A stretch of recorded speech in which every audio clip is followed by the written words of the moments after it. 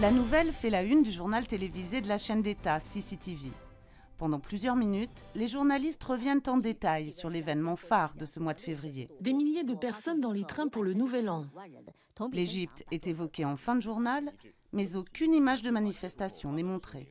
On préfère insister sur le fait que Moubarak œuvre pour maintenir l'ordre dans son pays. Car pour les autorités chinoises, pas question de prendre le moindre risque d'amalgame.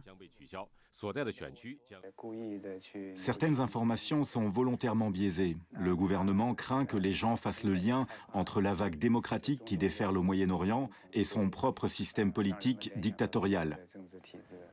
Une stratégie apparemment payante. Dans les rues de Pékin, les manifestations égyptiennes ne rencontrent pas beaucoup d'écho. Oui, l'Égypte, je sais ce qui se passe. Il y a des pyramides, c'est ça? Désolé, c'est un peu loin de nous. Et puis la Chine n'a pas trop d'intérêt économique là-bas. Ça n'a pas beaucoup d'influence sur nous.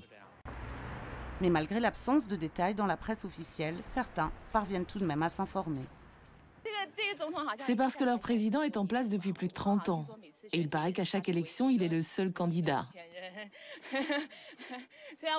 En plus, c'est un gouvernement aussi très autoritaire, sans compter que les problèmes du Moyen-Orient sont très complexes.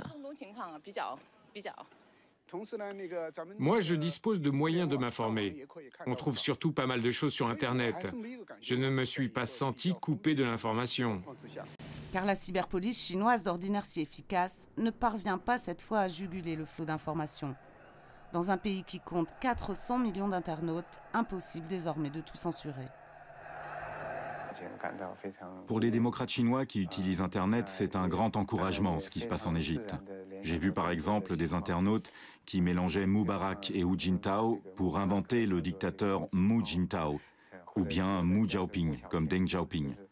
On espère que la poussée démocratique gagnera aussi la Chine, même si on a peur que la répression soit comparable à ce qui s'est passé ici en 1989.